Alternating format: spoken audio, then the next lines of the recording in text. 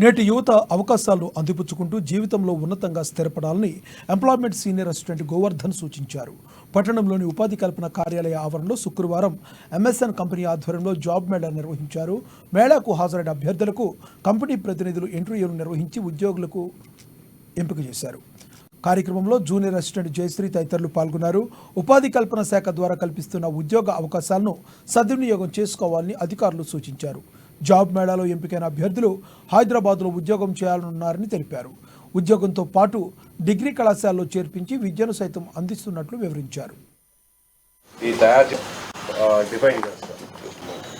ఈ job vacancies వచ్చేసి API బిజినెస్లో బల్క్ డ్రగ్స్ ఏపీఐ యూనిట్స్ అంటాం. అది కంప్లీట్ అయ్యి సెలెక్ట్ అయిన వాళ్ళకి న్యూరోమస్కులర్ టెస్ట్ ఉంటుంది, గ్రూప్ డిస్కషన్, వాళ్ళకి ఆఫర్ ఇస్తాం. ఓకే,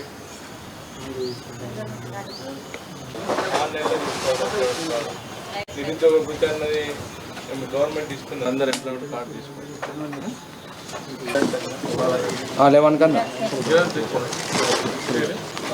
18 to 20 వరకు